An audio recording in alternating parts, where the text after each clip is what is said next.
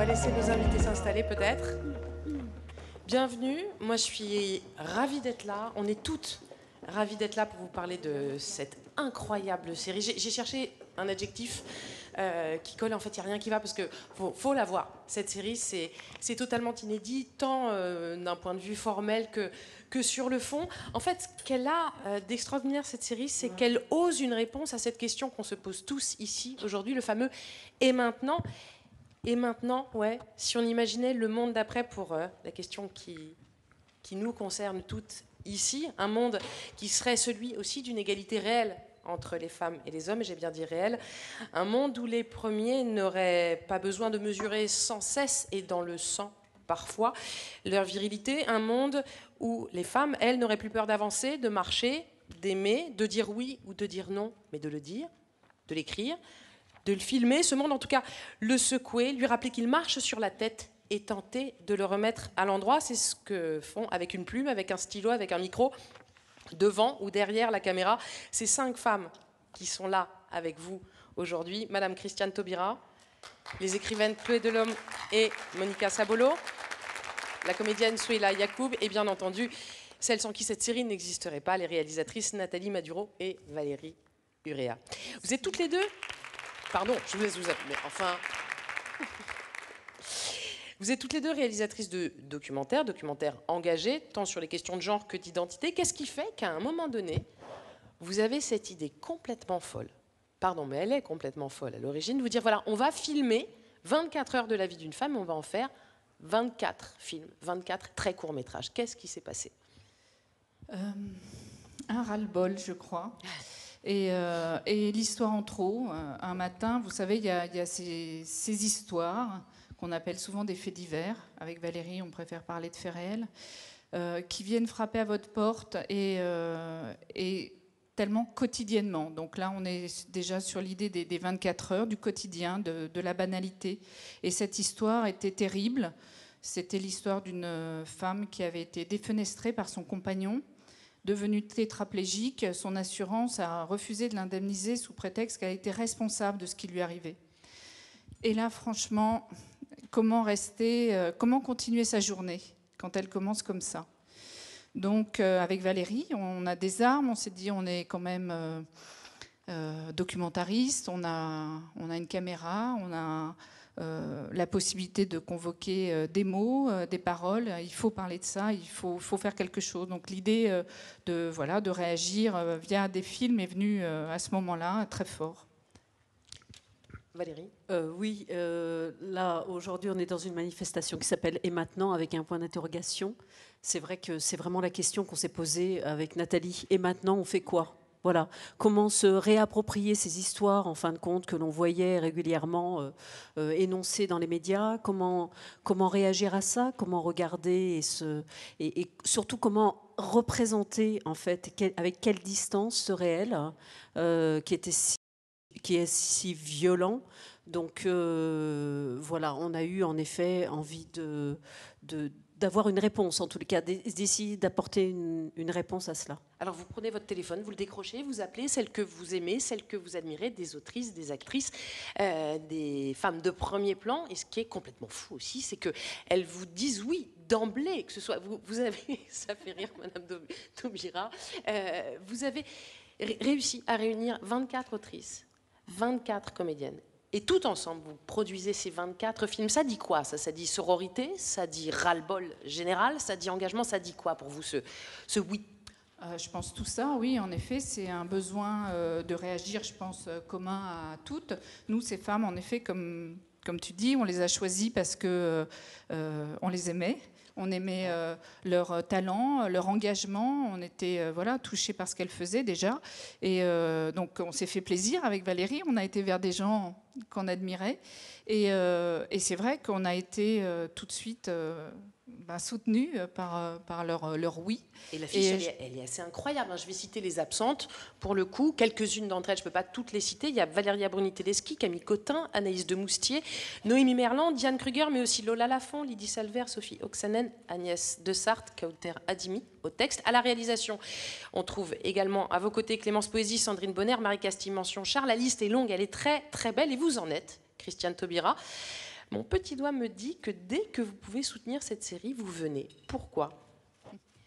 Parce que c'est une cause immense, et ce n'est pas la cause des femmes, c'est notre cause humaine.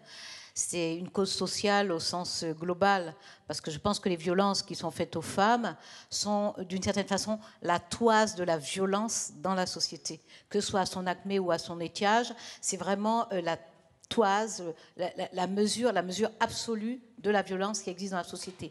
Alors ça varie, et cette série nous permet de voir comment ça varie. Mais l'intensité est là, elle est constamment là. Pour ma part, j'ai dit oui assez vite. J'ai dit oui vite dès que j'ai eu le message. Mais parce que pour vous, c'est aussi le moment, ça y est, c'est maintenant. D'abord, c'est tout le temps, mais il faut surtout que nous arrivions à comprendre ce qui fait que ces violences soient aussi récurrentes et aussi persistantes dans la société. Parce qu'on les dénonce, parce qu'il y a des femmes qui ont le courage de se battre depuis très longtemps, elles ont eu parfois des hommes à leur côté, parce que des artistes, d'une façon ou d'une autre, les ont fait émerger à nos vues, et pourtant elles persistent. Nous avons passé cette nuit à visionner la totalité des films. Bon, voilà, on ne se pompe pas après parce qu'on est bien décidé à se battre et à changer les choses. Et puis parce qu'il y a cette énergie-là, on en reparlera dans cette série-là, une énergie de combat qui est assez, un enthousiasme aussi qui est assez contagieux. Chloé Delhomme, vous êtes écrivaine, mais vous avez par ailleurs dirigé un ouvrage collectif dont le titre était Sororité. Est-ce que pour vous, dans cette série, il y a aussi quelque chose de l'ordre de la sororité? Oui, bien sûr. Ce qui est important, je crois, dans ce qui se passe en ce moment, H24 fait partie de ça. C'est qu'on est dans des appels collectifs, et la sororité est une arme qui actuellement est en cours d'utilisation partout. H24, c'est ça aussi, c'est effectivement toutes ces femmes qui vont aller autour de cette cause, et en même temps on a fait des lectures en librairie, et c'est vrai que c'est très beau de voir à quel point est-ce que c'est entendu comme un mouvement de masse en fait. Ouais. J'avais entendu, quelqu'un avait dit, mais je crois que c'est toi, que la force du jeu, parce que ce sont des monologues dans l'ouvrage qui va de pair avec H24, il y a aussi un ouvrage qui est sorti, oui, que c'était des nous. Ouais. Et c'est vraiment ça. Alors il y a effectivement l'utilisation d'un jeu dans ces textes-là, il y a des formats qui sont très courts, il y a tous ces formats qui doivent répondre à une cohérence, une unité d'ensemble, et tout ensemble remporter ce pari fou de raconter 24 heures de la vie d'une femme en 24 films. Monica Sabolo, est-ce que c'est cette audace formelle qui vous a donné envie d'y aller comme écrivaine, ou est-ce que c'est le prolongement de vos engagements féministes, ou les deux, mon capitaine? Je dirais que c'est à peu près tout. Ouais. C'est surtout le fait d'être ensemble. Ouais. C'est vraiment le mouvement collectif, parce que ce que j'évoque souvent à propos de ce projet et que je trouve très enthousiasmant, malgré la dureté et l'insupportable quand on les voit effectivement tous à la suite, ça coupe le souffle. Et à la fois, il y a quelque chose de l'ordre de l'énergie, de la joie.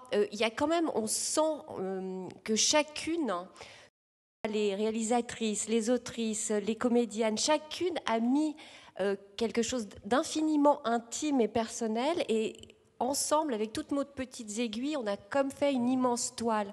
Ça, c'est quelque chose qui donne énormément de force, parce qu'il me semble qu'avant la naissance de ce mouvement, il y a 4 ans, il y avait une très forte sensation de solitude chez la plupart d'entre nous. On était isolés dans nos propres histoires, isolés les unes par rapport aux autres, mais même isolés par rapport à ce que l'on vivait de façon propre, comme si notre regard ne le saisissait pas de façon pleine. Et il m'a semblé que le fait d'être tout ensemble, de pouvoir laisser circuler ça et de le laisser résonner, ça nous donne énormément de courage et d'espoir. Donc je crois que c'était vraiment la force du être ensemble, de la transmission également, qu'on se transmet d'une façon horizontale, mais également, vous voyez, de façon beaucoup plus large. Souheila Yacoub, vous portez, vous, le second film de la série, 10 cm au-dessus du sol. Dans la journée de cette femme, on est à peu près à 8h du matin. Derrière la caméra, c'est vous, Nathalie Maduro et Valérie Urrea. Le texte est d'Alice Zeniter. On va le regarder, ce film, et on s'en parle après, d'accord? Je sais que je suis pas difficile. 6 ans que je prends ce qu'on me donne. Les boulots alimentaires, boulot à la con. Je me plains pas, j'en trouve toujours. Dès que je suis dans le rouge, je peux. 2 jours ici, une semaine là. Bref, hier, j'avais un nouveau truc. Réceptionniste. Loin, mais bien payé. Ils me disent que je commence à 8h. Je pars de chez moi à 6h10. J'arrive à 7h45. Je passe l'uniforme. C'est quelle couleur, ça?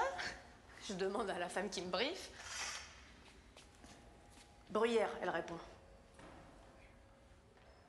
Après, elle m'explique que je vais accompagner les clients jusqu'aux salles de réunion et au bureau. Le bâtiment est immense, elle dit. Tu vas te perdre les premiers jours, c'est normal, mais... Oh là là là là là là là là, mais qu'est-ce que c'est que ces chaussures? Bah, moi, je réponds... des derbies. Des derbies. À ce moment-là, un mec en costume arrive et il dit « Un problème, Jeanne ?» Jeanne... elle dit... elle est à plat. Lui, elle est nouvelle? Oui, nouvelle. Et elle est à plat, ouais. Et elle porte des... c'est quoi le mot Des derbies, je dis. Et Jeanne répète « des derbies ». Elle a qu'à aller s'acheter une paire, dit l'homme, comme si j'étais pas là. Il y a un magasin au coin de la rue.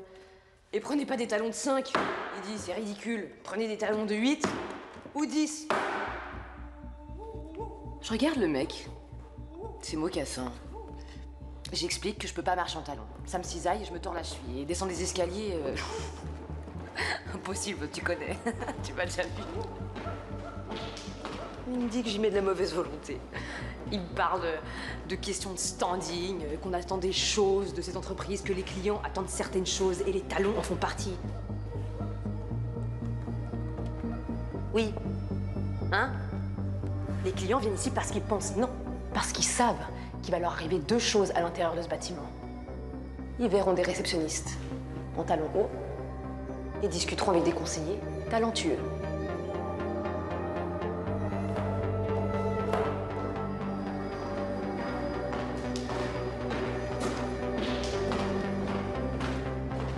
Les 2 trucs sont liés, tu vois? Hein? Les clients viennent ici parce qu'ils seront contents de voir des femmes haut perché. Et quand les clients sont contents, ils prennent plus de risques financiers. Hein.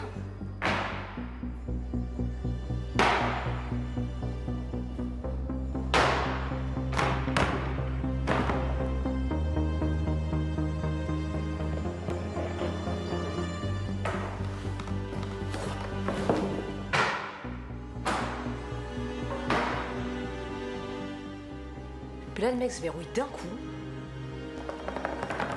Je vois pas pourquoi je discute. La boutique de chaussures ou la porte. Je vais pas vous laisser escorter mes clients avec vos baskets de jogging. Et là, mais moi, je hurle. Mais putain, c'est des derbies!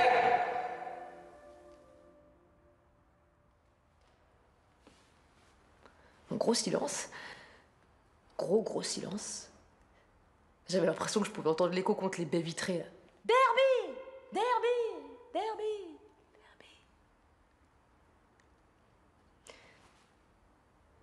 Et ils m'ont renvoyé chez moi.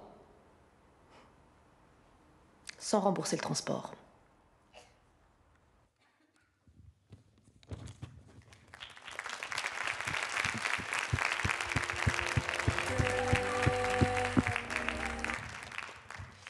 Souheila Yacoub, on vous a vu dans 2 très bonnes séries tout récemment, Les Sauvages de Rebecca Zlotowski et No Man's Land diffusé sur Arte. Et quand vous dites oui à H24, c'est la femme que vous êtes qui dit d'abord oui ou c'est la comédienne qui dit oui?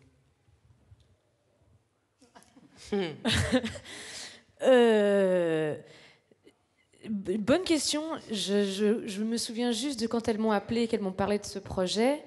Et c'est comme tu disais tout à l'heure, en fait, c'est juste le collectif et le fait d'être ensemble où tout d'un coup, elles me proposent un projet avec 24 autrices, 24 comédiennes, avec autant de femmes dans un seul projet. Ça ne m'était jamais arrivé. Même dans d'autres tournages que j'ai faits, il n'y a jamais eu autant de femmes sur un plateau.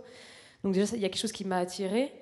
Et aussi, il y a aussi le texte que j'ai reçu d'Alice Zeniter, où tout d'un coup, j'ai moi-même... j'ai pas appris ce qui se passe dans la vidéo, mais qu'elles mettent un problème que je pensais si minime en lumière.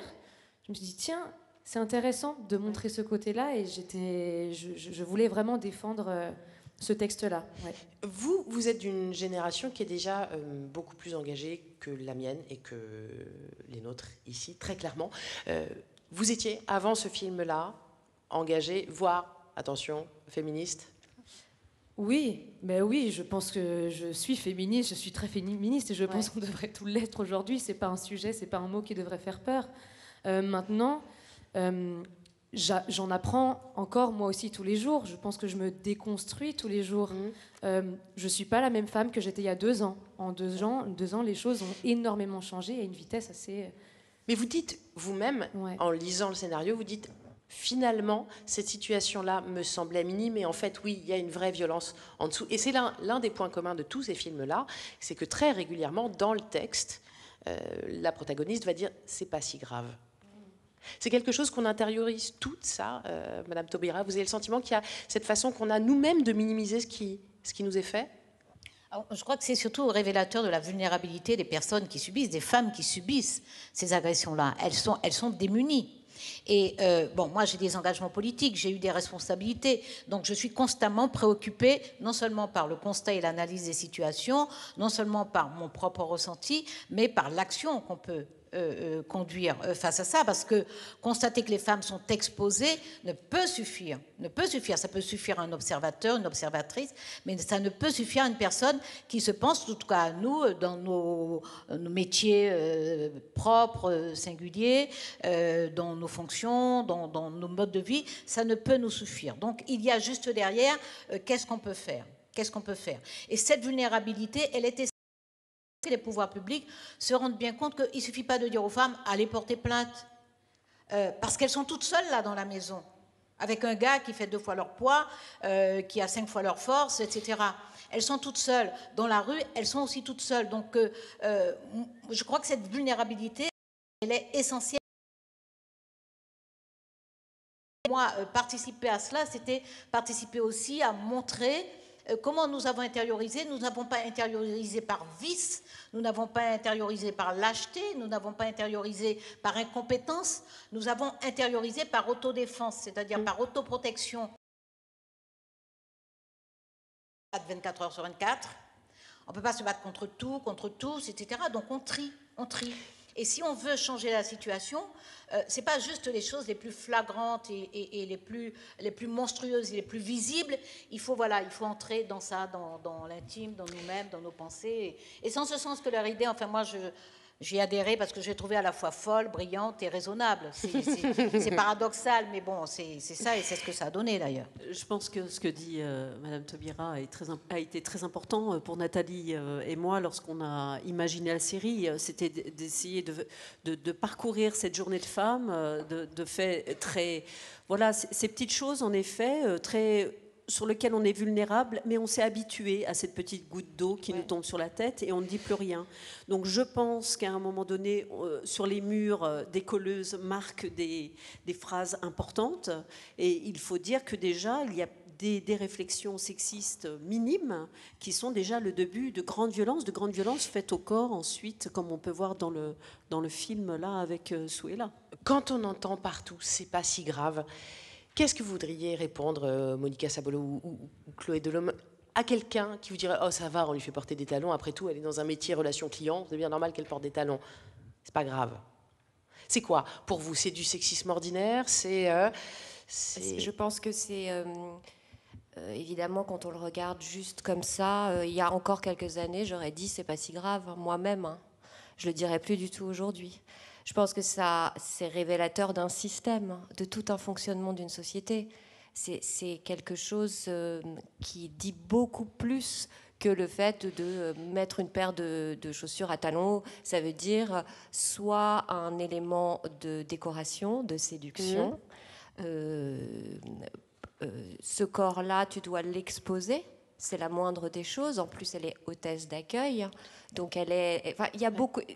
Tout est symbolique, finalement, là-dedans. Et cela nous semblait, il n'y a pas si longtemps, absolument normal et intégré. Donc, si vous voulez, le curseur, il va du plus infime au plus vaste. Mais il est là et il tient tout de même de quelque chose de l'ordre d'une peur qui est toujours là, un peu vibrante, de quelque chose qu'on va vous demander, d'une remarque. Oui, en plus, cette conception d'être bien élevée, souriante, ne pas être désagréable, ne pas être grossière, enfin, toutes ces choses qui sont soi-disant ce qu'on attendrait dans cette espèce de société très bizarre qui nous semblait si naturelle il n'y a pas longtemps, d'une femme. Donc, vous voyez, ça va bien plus loin. Et une fois qu'on commence par là, ça englobe à peu près tout. C'est vraiment une question de regard, je dirais. Et puis on les voit, ces chevilles qui se tordent et qui ont mal, c'est-à-dire qu'on est quand même dans ce geste-là, il entrave le corps des femmes et il le maltraite aussi. Dans Chloé Delhomme, il y a quelque chose de cet ordre-là, dans ce geste-là, dans le fait de dire à une femme, tu mets tes talons et tu discutes pas. Oui, bien sûr, mais je crois que c'est représentatif de ce qui nous est assigné en permanence, en fait. C'est une petite face visible de l'iceberg. Je crois que ce qui est bien depuis 2017, avec une accélération, c'est que déjà, d'une part, les choses sont nommées, c'est-à-dire que l'appellation culture du viol, par exemple, nous était étrangère et elle est bien pratique, parce que ce qui n'est pas nommé n'existe pas. Et je crois que maintenant, on a affaire effectivement à des jeunes générations qui sont extrêmement éveillées, extrêmement au taquet, mais les plus anciennes, dont nous faisons partie, sont quand même assermentées pour ne strictement plus rien lâcher du tout. Donc je pense ça va aller. Souheila Yacoub, le fait d'être comme ça, objectivé, d'avoir votre corps de femme qui est scruté comme l'est celui de votre personnage et qui voudrait être qu'on veut contraindre et modeler, est-ce que c'est des situations que vous avez pu vivre, soit comme comédienne, soit dans d'autres vies que celle-ci? Oui. C'est quelque chose que je connais. Après, le fait de porter des talons, encore une fois, moi j'en ai aujourd'hui, donc c'est en fait juste le fait que ce soit un choix qui nous manque. Je voulais juste préciser ça pour pas que... Évidemment. Voilà. Mais oui, c'est quelque chose que j'ai déjà vécu et qui ont même été imposés. Moi j'étais par exemple aussi hôtesse d'accueil au Salon de l'Auto de Genève, ou même dans le cinéma au Festival de Cannes, ou peu importe à quels événements, où encore le talon est un symbole de la femme et de l'élégance. Alors que aujourd'hui, c'est d'un ridicule. Et en plus, ce sont des talons qui m'ont été imposés même par des femmes elles-mêmes. Bien sûr. Donc, c'est justement tout ce système à déconstruire, autant pour l'homme que la femme. Vous avez été gymnaste, oui, je crois. Il y a 2 ans, quasi, en 2020, les gymnastes suisses, tout à coup, brisent l'omerta et elles aussi se mettent à dire stop et à faire état, à dénoncer les violences et les mauvais traitements dont elles sont l'objet. Il y a la Fédération suisse de gymnastique qui vient de publier une enquête qui est assez accablante sur le sujet. Quand vous lisez tout ça, vous dites quoi? C'est étonnant encore parce que j'ai arrêté la gym, ça fait 9 ans. Et pourtant, c'est un sujet qui me bouleverse encore beaucoup. Heureusement qu'on en arrive là aujourd'hui. J'ai encore une part de moi qui me dit « Putain, mais combien de temps on a pris pour en arriver là? C'est pas normal. » Il y a encore des gymnastes, moi, quand j'ai arrêté, qui ont encore subi des violences que j'avais subies moi. Donc c'est assez dur à encaisser, mais c'est vrai que tout ce qu'elles ont mis en place maintenant en Suisse, la fédération, ce qu'elles ont mis en place sur, encore une fois, le collectif, l'ensemble, la sororité, ce qu'on n'avait pas avant. Moi-même, mes parents n'étaient pas vraiment impliqués, et je sais que c'est pas leur faute, c'était comme ça, c'était le système. Ils n'arrivaient pas à rentrer dans notre système, dans notre bulle. Ils étaient très extérieurs, que ce soit pour les médecins, pour les physios, pour les profs de danse, toute l'équipe était très extérieure, donc on était très seuls. Et même entre nous, on ne parlait plus, justement, on ne se soutenait pas, il n'y avait pas de solidarité. Et aujourd'hui, c'est ce qu'ils sont en train de mettre en place, c'est une solidarité. Voilà, donc c'est important. Mais c'est vrai que ça en a mis du temps. Alors la journée va se passer dans la vie de cette femme. Il va y avoir des regards qui s'attardent un petit peu trop et puis des pas qui la pressent d'un peu trop près. Puis il y aura des insultes qui fusent et puis des poings qui s'abattent sur son visage. Malgré tout, elle gardera la tête haute. Cette femme, malgré tout, elle sera belle. Christiane Taubira, Elle sera belle, c'est le titre du film que vous avez écrit, pour lequel vous avez écrit à votre tour un texte. On va l'entendre, ce texte, on va mettre des images dessus, celles de Nathalie Maduro et de Valérie Urea. Il chante mes couleurs, café, que j'aime ta couleur, café.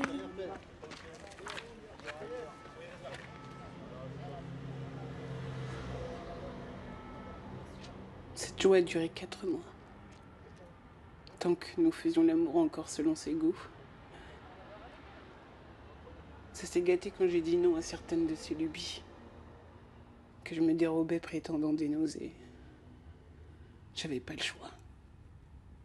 J'avais trop peur de perdre mon bébé.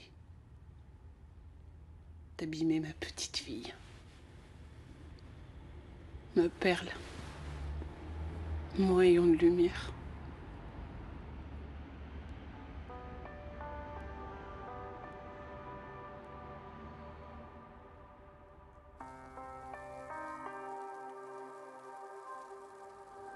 C'est comme ça tous les soirs.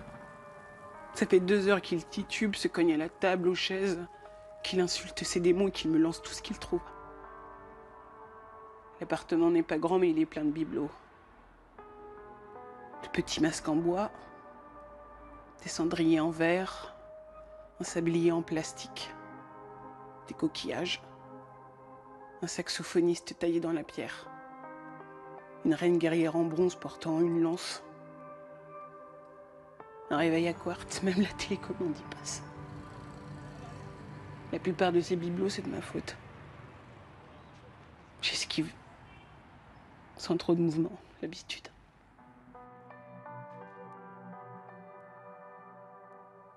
Ça l'amusait de voir mon ventre s'arrondir. C'est vrai que c'était drôle de voir cette boule se former, puis les bosses rapides des coups de pied et coups de coude qu'elle commençait à me donner.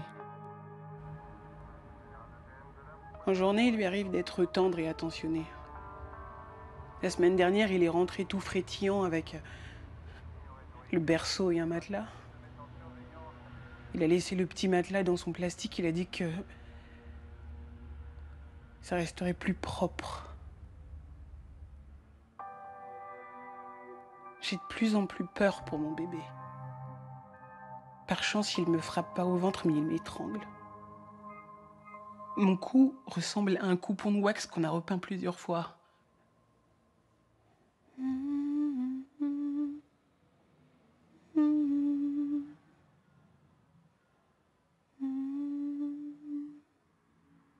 J'aurais dû me méfier depuis le début avec cette chanson. Cette histoire de couleur café et de danse avec des bracelets aux pieds, c'est que de l'esbrouf. Madame, pour la plainte.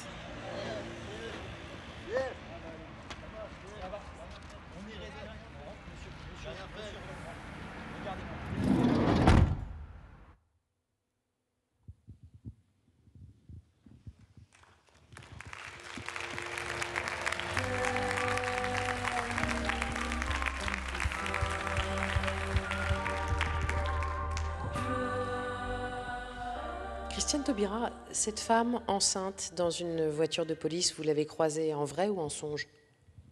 Alors, je pense que c'était la contrainte à toutes les autrices. C'est ce que Valérie et Nathalie ont fait, nous ont proposé un fait divers.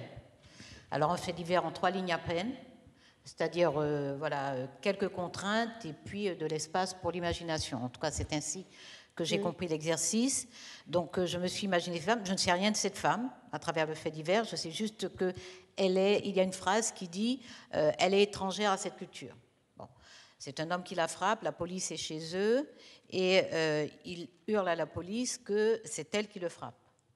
Voilà. C'est tout ce que je sais, et c'est à partir de cela que j'écris. Donc, voilà, j'ai choisi d'imaginer celle qui est extérieure, d'après le fait divers, extérieure à cette culture. J'ai choisi de l'imaginer comme ça. Moi, ce que je veux, c'est montrer, dans ce court texte, c'est montrer toute la complexité. C'est ce que nous disons depuis le début. C'est la complexité de la relation, c'est la complexité de notre rapport à cette violence, de notre rapport individuel à cette violence, de notre rapport collectif aussi, parce qu'elle perdure. C'est un échec collectif que cette violence perdure. Donc, c'est montrer comment ça n'est pas simple que avec la violence, il y a de l'affection, il y a de l'attention, il y a des fantasmes, il y a de l'incompréhension, il y a des clichés, il y a tout ça qui fait un cocktail explosif dans un lieu fermé. Moi, mon obsession, c'est comment on protège les femmes dans ce lieu fermé. Il faut que le domicile demeure un lieu d'intimité. Il faut qu'il demeure un lieu où on vit, où on a sa relation avec son homme, avec son compagnon. Bon, voilà, il faut que ça reste ça. Et pourtant, il faut qu'on arrive à protéger. Mais c'est vraiment une quadrature. Il faut qu'on admette que c'est une quadrature. Si on ne l'admet pas, on continue des discours généraux. Enfin bon, je suis toujours sous l'angle, qu'est-ce qu'on fait, comment on peut agir pour protéger les femmes, pour les accompagner, pour faire en sorte que... Mais il faut qu'on comprenne bien que, elles sont dans un lieu où personne ne peut les protéger. Donc c'est très simple de venir dire venez porter plainte, on va vous protéger. Non, c'est beaucoup plus compliqué que ça. Ensuite, qu'elles-mêmes, elles sont dans l'ambivalence. Elles aiment leur homme. Quand il frappe la première fois, après ils s'excusent, parfois ils pleurent. Donc c'est très complexe et c'est ça qu'on doit vraiment arriver à intégrer. Alors voilà, j'ai essayé de le faire comme ça. En plus, il y avait ce jeu culturel là, donc c'est pour ça que j'ai introduit la couleur café. Bien sûr. En me disant qu'en plus, c'est une chanson que tout le monde doit connaître. Donc voilà, mais ce qui me paraît vraiment important, c'est vraiment à la fois de comprendre tout ce que traversent ces femmes. C'est-à-dire que voilà, c'est pas juste d'un coup, il m'a foutu une baffe, je vais porter plainte. Voilà. Elles traversent leur propre affection, leur attachement, leur fragilité économique aussi. Leur fragilité économique, elles ne sont pas toujours en situation, en capacité d'aller porter plainte, en tout cas de s'en aller, même si on leur propose un hébergement, ce que chaque gouvernement, nous l'avons fait, le suivant aussi, donc chaque gouvernement améliore, augmente, mais voilà, ça ne suffit pas, il faut qu'on comprenne que ça ne suffit pas, et lorsque je dis que c'est un échec collectif, c'est pas juste, il y a l'urgence, accompagner ces femmes, les entendre, leur faire savoir qu'il y a des dispositifs à leur service. Par exemple, j'ai étendu sur l'ensemble du territoire, après 2 expériences dans 2 juridictions, j'ai étendu le téléphone grand danger. Donc, il est possible de leur donner un téléphone grand danger et nous savons que nous avons sauvé des vies de cette façon-là. Donc, il y a des dispositifs techniques qu'on peut mettre en place. On peut faire des efforts budgétaires. Mais voilà, notre échec collectif, c'est quand même que cette violence perdure dans la société. Il faut qu'on attaque ça, qu'on protège les femmes, qu'on leur apporte des réponses, mais qu'on attaque cette violence collective si on est sur les dans la violences conjugales, société. je crois qu'on est toujours à 220 000 ou 230 000 victimes chaque année. Justement, moi, la question que c'est quelque chose avec Nathalie qui nous porte, c'est essayer de nous, artistes, en tous les cas, aussi d'essayer d'aider à comprendre cet échec et d'aider à trouver aussi des voies, d'aider aussi, voilà, c'est aussi pour ça qu'on a fait cette démarche de faire H24, c'est aussi dans cette multiplicité sur cette dimension-là, on pourrait y revenir, bien évidemment, sur cette question, sur ce film-là spécifiquement. C'est le titre, Elle sera belle, qui m'y a fait penser. Les textes sont tous magnifiques, les images sont très belles. Pourquoi c'était important que ce soit beau? Il fallait injecter de la beauté dans l'horreur pour que ce soit regardable ou pour rendre une dignité à ces femmes? Oui, de la dignité, je pense, plus que de la beauté. Je pense que c'est vraiment leur rendre toute leur dignité. C'est ce qu'on souhaitait avec Valérie. On ne souhaitait pas donner une image comme ça, misérabiliste de ces victimes, parce qu'elles sont... Il faut aussi pouvoir les regarder comme elles sont, ces femmes. Et souvent, c'est ce qui manque aussi, c'est ce regard sur ces victimes. Non seulement, l'écoute, les croire, les entendre, c'est important. Déjà, il faut commencer par ça. Ensuite... Oui. Je pense que, non, aussi pour ajouter quelque chose, souvent on nous demande en fait de donner des solutions tout de suite, voilà, de montrer des femmes qui ont des solutions, voilà.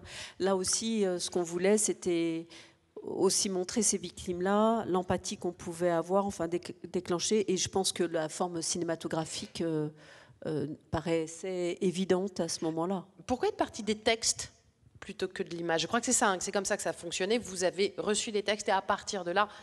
Oui, alors le fonctionnement, c'était avec Valérie, on a sélectionné des faits réels qu'on a proposés à des autrices et qui ont donc, avec un dogme, en leur disant, et puis on était vraiment très sévères. Alors, une page, un seul feuillet, ça devait être un monologue, donc au jeu, et unité de temps, de lieu. Donc, et après, c'était en effet le style de chacune qui faisait toute la beauté et la force de ce monologue. Donc il y a aussi beaucoup de violence dans ce qui est dit. Donc nous, on n'a pas eu besoin plus de forcément la montrer, parce qu'elle était déjà très présente dans les textes, cette violence. Donc voilà, le travail qu'on a fait avec Valérie, ça a été après de trouver comment mettre en image si fort. Écrire au jeu, je m'adresse aux deux autrices que j'ai en face de moi, Monica Sabolo et Chloé Delhomme. Écrire au jeu, ça permet quoi et ça complique quoi sur des sujets comme ceux-là? La réappropriation peut être un peu flippante, en fait. C'est tout. C'est-à-dire que moi, j'ai choisi... Enfin, on m'a soumis un fait réel d'emprise, une personne qui... On va pouvoir le voir d'ailleurs, voilà, le film. Donc, je ne vais pas vous raconter. Et en fait, le problème, c'est que par exemple, moi, c'est un phénomène psychique que je n'ai pas connu. Donc, je me suis renseignée auprès de personnes qui l'avaient vécu pour voir la mécanique psychique, pour que le jeu en question soit au plus proche du réel. Et ça veut dire, du coup, abandonner la stylistique. Ouais. C'est-à-dire que moi, normalement, je suis un peu... ouais, les métaphores, on comprend rien, tout ça. Et puis là, c'est pas du tout l'objet. On fait pas de la poésie, là. Ouais, le jeu est nu, quoi. Enfin, en tout cas, je crois qu'aucune d'entre nous n'a eu une approche esthétique poussive. Enfin, je veux dire, l'esthétique, c'était le boulot des réals. Sur le coup, le monologue devait être un support de voix brute. Enfin... à notre sens, on est... Oui, en même temps, je dirais quand même que vous avez chacune votre style. Bien sûr. Ça donne aussi 24 voix très différentes. Ouais. Et c'est ce qu'on souhaitait aussi, c'est que ça parle de toutes. Est-ce que le jeu permet aussi d'aller un peu plus loin dans cet engagement-là? On parlait de collectif. Tout à l'heure, le fait de... c'est dire, ça ne m'est pas forcément arrivé à moi, mais ça pourrait... Monica Sabolo? Oui, clairement, moi je pense que c'est de l'ordre de l'engagement de dire le jeu, mais pour moi c'était très simple de le prendre, ce jeu. Ouais. Je crois aussi que Nathalie et Valérie ont choisi sciemment des faits réels qui leur semblaient justes pour les autrices. Il y a vraiment quelque chose qui est, comment dire, très délicat dans chaque étape de ce projet. C'est aussi, je pense, qui fait sa beauté et que l'on sent. C'est que chacun est à sa juste place et qu'il y a quelque chose de l'ordre du regard qui était au-delà de, mettons, 24 femmes écrivaines ensemble. Vous voyez ce que je veux dire? Donc, comme il est sur le silence, le mien, sur le fait de ne pas être entendu, en fait, pas sur le silence, sur le fait de ne pas être entendu, qui est quelque chose pour moi de central. Mais finalement, il me semble que ce jeu est un nous, donc tout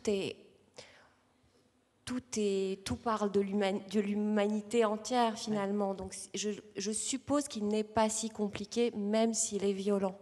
Il y avait une nécessité de justesse, pardon, dans ce qu'on les deux d'ailleurs. Christiane Taubira, votre rapport à ce jeu-là? Moi, je me suis rendu compte a posteriori, en lisant la totalité du livre, que j'aurais aimé toutes les écrire. Parce que c'est un voyage terrible et terrifiant. C'est un voyage terrible et terrifiant. Chaque plume est très belle. Moi, j'ose dire que chaque plume est très belle. Et c'est là qu'on voit l'empathie. C'est-à-dire qu'on voit bien que chaque autrice est entrée dans le personnage qu'elle avait en charge. Et donc, pour moi, ce jeu, la seule contrainte, ça a été la limite, la longueur. Ça a été de se limiter. Donc, et c'était une bonne contrainte parce que ça fait aussi la concentration et sans doute une part de la puissance du propos. Mais voilà, je n'ai eu aucune difficulté et je répète, je me suis sentie le double. Chaque fois que j'ai lu l'histoire que j'ai lue, je me suis sentie le double de la victime, de la personne qui était représentée par la plume de son autrice. Donc voilà, je crois que j'approuve totalement, c'est qu'on peut y entrer facilement. C'est-à-dire qu'on se sent... Il n'y a pas de gouffre, il n'y a pas de fossé, il n'y a pas de barrière entre ce que vivent ces femmes et ce que nous ressentons dès que nous avons connaissance de ces faits précis qu'elles ont vécus. Alors Monica Sabolo, vous êtes journaliste, romancière, vous étiez journaliste, c'est pas grave d'être journaliste, je le suis, je le vis bien. Vous êtes romancière, engagée, féministe, couronnée du prix de Flore en 2013 pour Tout cela n'a rien à voir avec moi et finaliste du Goncourt des lycéens 4 ans plus tard avec votre 4e roman, Summer. Cette fois-ci, vous nous entraînez en plein cœur de la nuit, il est 2 h du matin, vous nous emmenez à la rencontre d'une de ces femmes que personne ne veut ni voir, ni entendre, avec la voix de Romane Bourringer. Le film s'appelle Fantôme.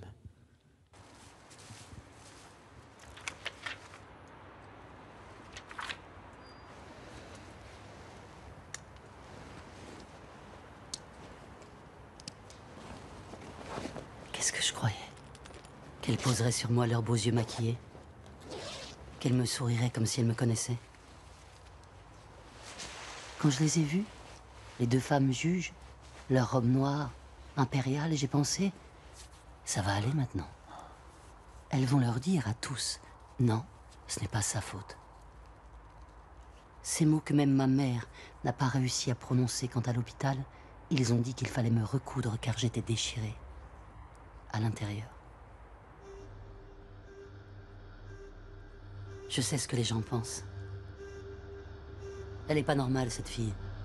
Et d'abord, qu'est-ce qu'elle foutait là, la nuit, dans ce parking, avec ces types? Quand la première juge a déclaré que mon témoignage était douteux, j'ai senti que ça glissait. Comme si j'entrais dans un bain trop chaud. Ensuite, comme dans un rêve, comme si je n'étais pas là, elle a dit que de toute façon, les 2 garçons ne m'aimaient pas. Qu'ils avaient déclaré qu'ils me trouvaient moche. La juge, elle a dit ce mot, moche, sans même me regarder. Elle a ajouté que, en effet, je n'étais pas très séduisante, plutôt masculine, que j'avais pu tout inventer. Девушки, вроде меня, о которых можно говорить и называть уродкой или лгуней на глазах у всех, это да. Но изнасилованной нет, невозможно.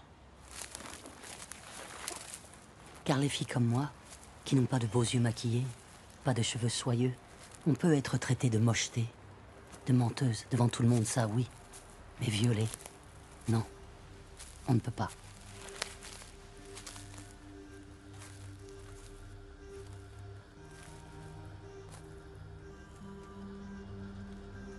Я чувствовала эту дыру глубоко внутри меня. Сквозь меня проходил воздух. Там, внизу, была просто пустота. Дыра с размером пушечное ядро. Судьи, они существуют. Les femmes juges, elles existent. Парни, которые сделали это со мной, существуют. Les garçons qui m'ont fait ça, ils existent. Люди, которые думают, что это моя вина, существуют. Les gens qui pensent que je suis moche ou que c'est ma faute, ils existent. Такие девушки, как я, нас нет. Mais pas les filles comme moi. Les filles comme moi, nous ne sommes pas là. У нас нет эмоций. Nous n'avons pas d'émotions, У нас нет ран. pas de blessures, У нас нет тела. pas de corps. Мы не существуем. Nous n'existons pas. Мы призраки. Nous sommes des fantômes.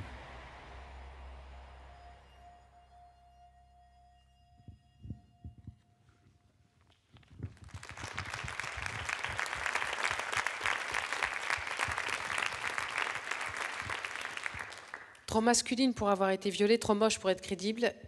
Quand on entend ça, évidemment, on a envie de bondir. On est pris d'une colère, d'une rage folle. Et pourtant, on les entend, ces mots-là, on les entend encore, ces phrases-là. Et même 4 ans après MeToo, ça ne passe pas. Est-ce que cette histoire vient de là, d'une colère que vous aviez, voire d'une rage? C'est le fait réel qui m'a été proposé. Et oui, c'est parti de la sidération. Cette sidération répétée et répétée, mais que l'on a régulièrement en entendant un nouveau féminicide. L'article que j'avais décrit vraiment ces choses-là, exactement. C'est-à-dire que j'avais plus de 3 lignes. Ça s'est passé en Italie et elle était trop masculine. il la trouvait moche et son témoignage était douteux. C'est insupportable, hein, insoutenable.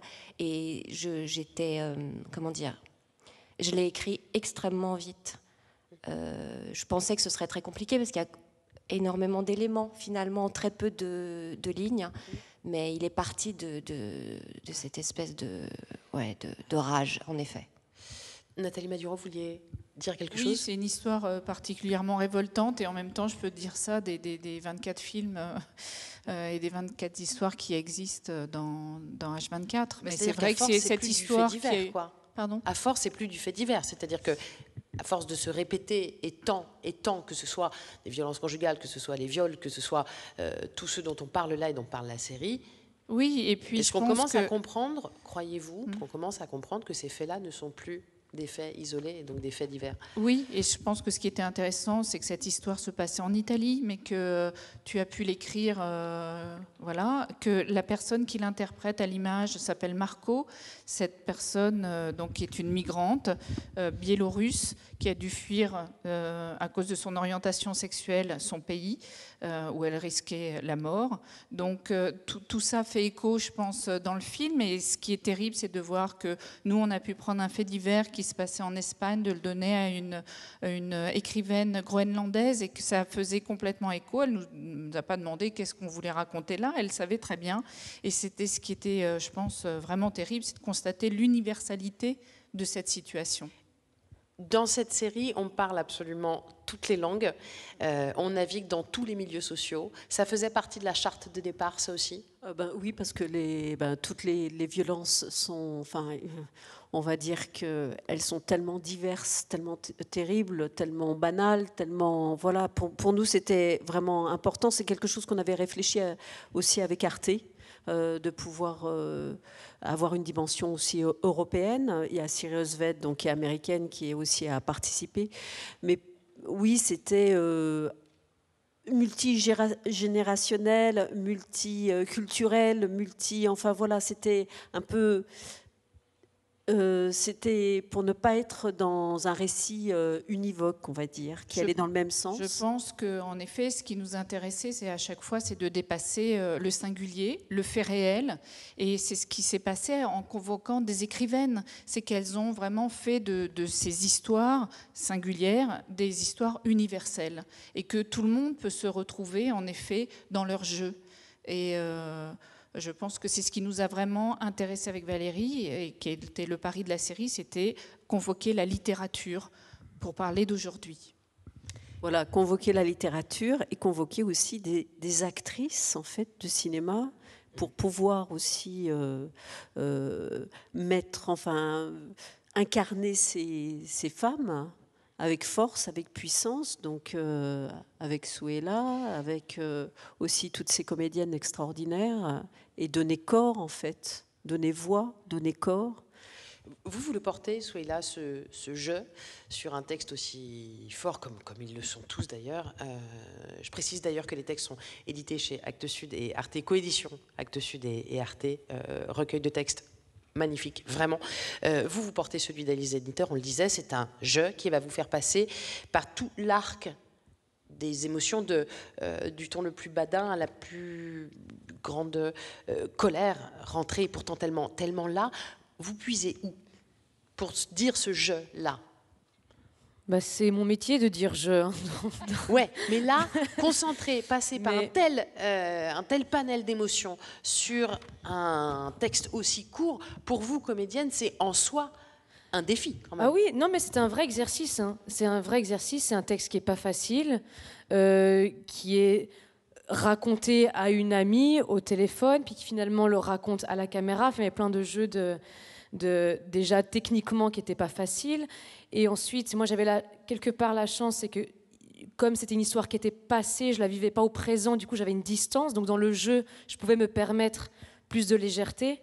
Et c'est pour ça que j'étais contente aussi d'avoir un texte plus léger, entre guillemets. C'était justement pour expérimenter, moi en tant qu'actrice, ce que c'est que de l'ordre du storytelling, comment est-ce que je raconte cette histoire sans qu'elle perde de sa puissance, alors que c'est une histoire qui est passée.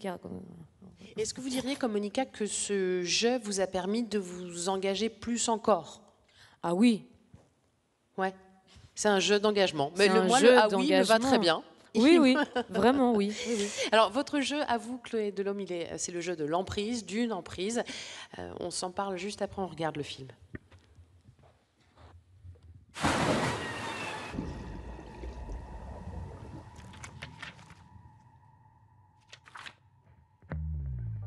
Quand je l'ai rencontré, je me suis dit, les contes de fées existent.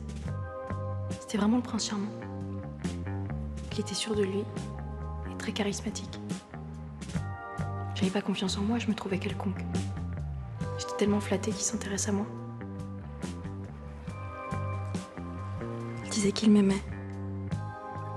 Comme personne ne m'avait jamais aimé. Comme personne ne m'aimerait jamais.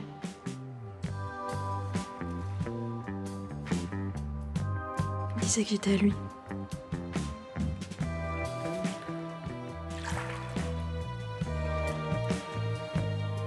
Il était très jaloux d'absolument tout le monde.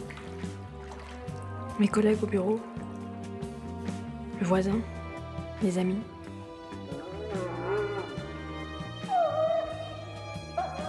Il disait que j'étais sa femme. Sa femme à lui. À lui tout seul.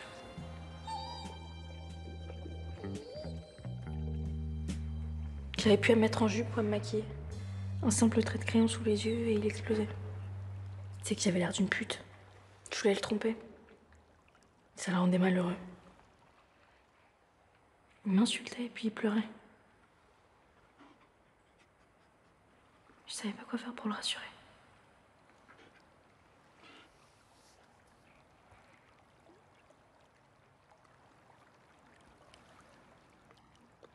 Il savait ce qui était bon pour notre couple, pour nous, pour moi. Je l'écoutais. Et quand il partait dans ses grands raisonnements, au final, je finissais par croire que j'avais toujours tort. Quel que soit le sujet.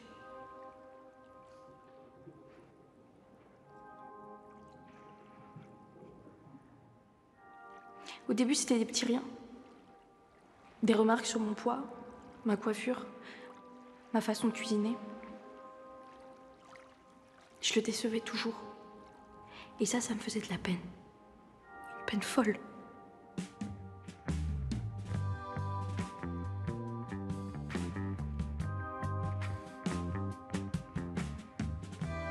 Un soir, pire que les autres, il était tellement dur, cassant, froid.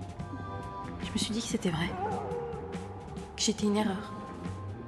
Que je faisais rien de bien, que je servais à rien. Qu'il serait mieux sans moi. Je voulais que ça s'arrête. J'ai ouvert la fenêtre. J'ai sauté. J'ai passé 50 jours à l'hôpital. Je me suis pas réveillée.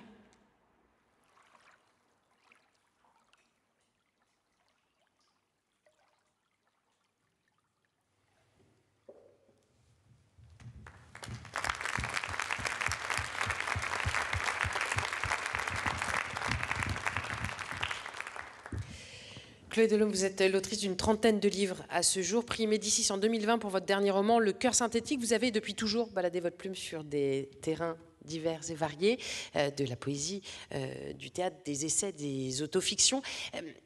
Et là, cette nouvelle forme-là, est-ce qu'à chaque fois, d'une forme à l'autre, l'idée, c'est toujours d'écrire pour nous secouer, pour nous réveiller?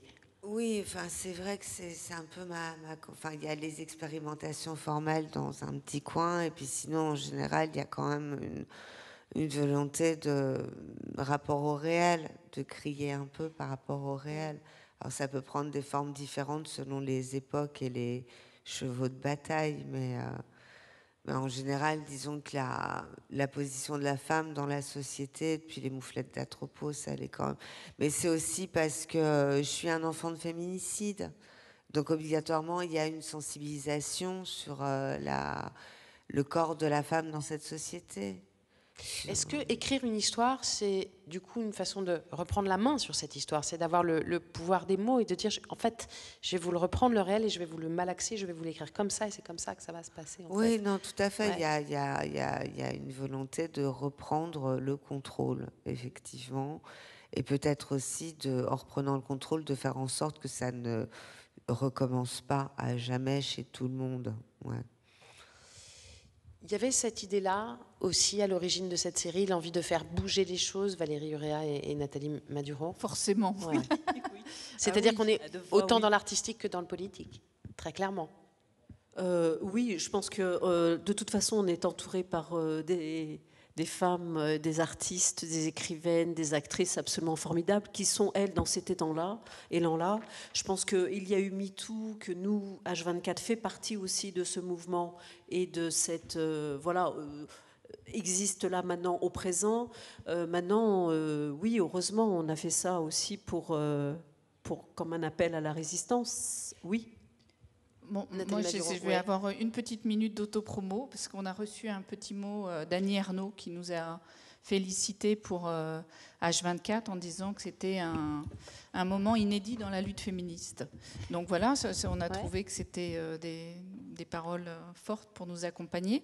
Et on est aussi très sensible au fait que depuis que H24 est en ligne, il y a des centaines et des centaines de témoignages qui arrivent sur le site d'Arte ou sur les réseaux sociaux pour dire il m'est arrivé la même chose. Ouais. Ou, voilà, il y a cette parole qui a besoin d'être libérée. On sent que H24 aussi permet ça. Et de relais qui se passent et de mains qui se tendent aussi. Et en même temps, ça fonctionne dans les deux sens. C'est-à-dire que cette série ouvre les yeux, les oreilles, permet le partage d'expériences, aussi douloureuses soient-elles. Et en même temps, elle est possible, cette série, parce qu'on est aujourd'hui en 2021 en prise. Le mot en prise intègre le code pénal. Il y a quoi je vais me faire engueuler sur ma droite si je me trompe. 2018, c'est ça, le terme d'emprise et la prise de conscience des violences psychologiques. Est-ce que cette série-là était possible il y a 4 ans? Non, Chloé Delhomme. Il y a clairement quelque chose qui se passe en ce moment. Je pense qu'on ça s'inscrit effectivement dans cette espèce de mouvement très très rapide d'évolution de mœurs, de prise de conscience, de prise de parole, d'actes. On est dans une... C'est assez excitant en même temps parce que d'assister à une fenêtre historique. C'était pas prévu. Moi, je sais pas, j'ai 48 ans, on m'avait dit, ouais, les voitures voleront ou des choses nettement moins... Voilà. Ben, c'est vrai que tous les jours, il y a un nouveau MeToo. Il y a eu le MeToo des comédiennes du théâtre. Il y a eu le MeToo politique qu'on a essayé de museler il n'y a pas longtemps. Là, il y a un MeToo ENS, École normale supérieure. Voilà, donc partout, on sent que la porte a besoin de s'ouvrir. Et en fait, on n'a jamais eu autant de retours aussi de la part des universités, des écoles, des professeurs qui veulent nous inviter. On est déjà invité à la Sorbonne, on est déjà invité dans plein de lieux, en fait, où ces professeurs et ces élèves, autant garçons que filles, sont aussi dans cette envie-là de partage, d'échange, des réflexions. Et demain, point d'interrogation. Et maintenant, point d'interrogation. Christiane Taubira, une dernière question. Quand vous entendez tout ce qui s'est dit là, que vous voyez ces personnes-là qui sont venues vous entendre aujourd'hui, quand vous voyez qu'il y a 24 autrices qui écrivent 24 textes, que 24 actrices vont les interpréter, ces textes-là, quand on se dit quoi? Quand les femmes se mettent ensemble et qu'elles travaillent ensemble, elles font quoi? Elles peuvent faire quoi? D'abord, c'est une expérience absolument fabuleuse parce que ça montre la profusion de disponibilité en termes d'écriture, donc de plumes, en termes de jeux, de comédiennes, de réalisatrices. Ça montre, ça renvoie à la société la présence des femmes avec des compétences établies dans absolument tous les domaines. Ensuite, ce qu'il y a de très très beau, c'est qu'aucun de ces textes n'est larmoyant. C'est-à-dire qu'il y a de la combativité dans tous les textes. Même dans les situations vraiment les plus douloureuses, les plus pénibles, il y a de la combativité. Ce sont des femmes qui ne sont pas écrasées, même lorsqu'elles sont complètement violentées, qu'elles ont intériorisé, parce qu'il y a la violence des mots aussi. Il y a les coups, il y a les meurtres, donc les féminicides, mais il y a la violence des mots aussi. Et dans ces textes-là, déjà la démonstration de présence et de compétence dans la société, ça c'est absolument inédit et c'est inouï. C'est inouï, c'est magnifique de s'afficher. Voilà, on est 24 dans tous les domaines. On a fait le premier film avec 24 rôles principaux féminins quand même. Oui, 24 dans tous les domaines. Réalisatrice, actrice, autrice, nous sommes 24 plus vous deux. Et donc, voilà, c'est une très, très belle expérience, extrêmement féconde aussi, pour ce qu'elle envoie comme message, comme force, comme solidité. comme beauté aussi. Pardon, mais moi j'ose. Voilà, il y a de la beauté dans la capacité des femmes à dire, voilà, il y a ces situations-là. Nous, même si nous ne les vivons pas individuellement, personnellement, nous savons que des femmes dans la société les vivent et nous saluons leur courage. Nous leur faisons hommage aussi parce qu'il y en a qui n'ont pas survécu. Nous saluons tout ça et nous disons que nous sommes là, que nous survivons et nous œuvrons pour que, basta quoi, c'est bon, ça va, c'est fini, c'est fini. C'est presque fini, mais oui. Tout à fait encore, il me reste quelques minutes. J'ai le mauvais rôle de pouvoir un petit peu casser cette discussion passionnante, Julia. Si vous voulez procéder à des questions avec le public, je vous informe juste qu'il ne reste que 3 minutes. Voilà, je me suis fait mettre du temps, mais 3 minutes, on peut dire beaucoup de choses en 3 minutes. Est-ce qu'il y a des questions? La première question est toujours la plus difficile à poser, mais allez-y. J'étais en train de me demander qui avait dit « n'ayez pas peur », mais je viens de me souvenir de qui l'a dit, donc je ne vais peut-être pas le citer. Jean-Paul II. Voilà, je ne sais pas ce qu'il vient faire là, mais qu'est-ce que vous voulez que je vous dise? Pardon. Vous voyez, après une boulette comme celle-là, vous pouvez tout dire. Hein. Oh, Jean-Paul II. Alors, est-ce qu'il y a des dédicaces tout à l'heure? Oui. Oui. Il y a des dédicaces tout à l'heure. Voilà. Qui a son exemplaire du livre? Personne. On est tous des mauvais élèves. Nos exemplaires sont là, derrière en coulisses, derrière les rideaux. Pardon. Bon, on nous demande souvent, je vais faire la question, on nous demande souvent s'il y aura une saison 2. Est-ce qu'il y aura une saison 2? Voilà. Enfin, une petite question spontanée alors, moi, comme ça. À chaque fois, cette question qu'on nous pose souvent, je réponds, j'espère que non.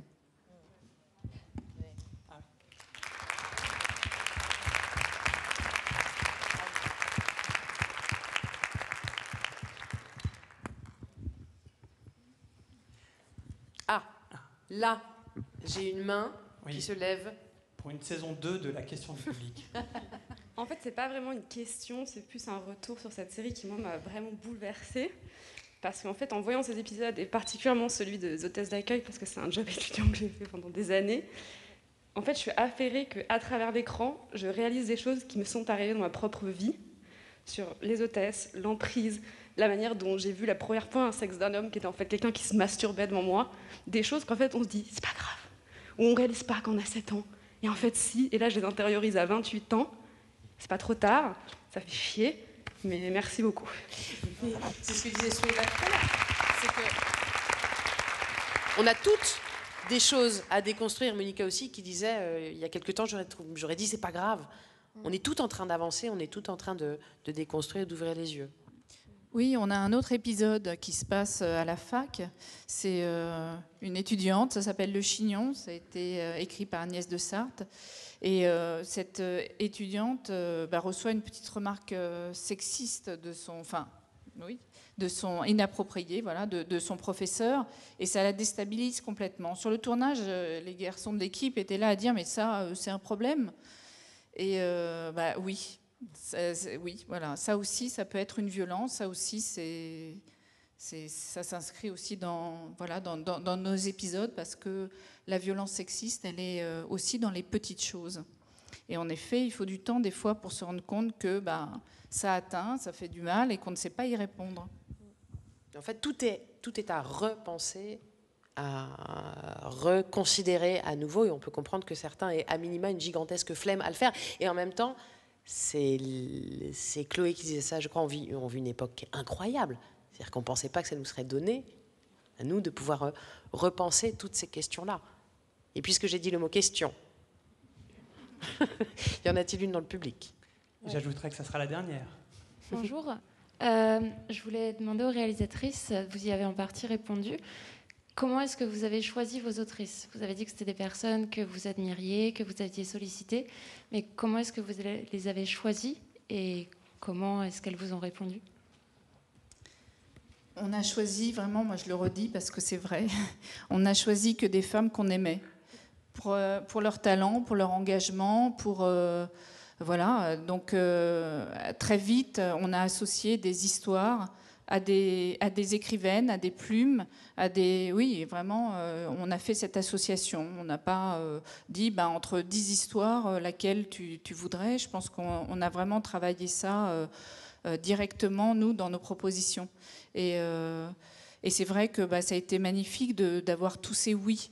Ça porte, ça, je trouve que ça donne de la force. Voilà. Il y a eu des petits bémols, hein, quand même. Des petits bémols, c'est-à-dire par exemple Agnès de Sarthe, on lui avait proposé en effet un fait réel, et puis elle m'a dit, elle nous a dit, non, là c'est trop violent, je ne peux pas. Mais c'est quelqu'un qui s'est engagé quand même tout de suite, donc on a cherché ensemble et on a trouvé un petit haïku en fait qui était.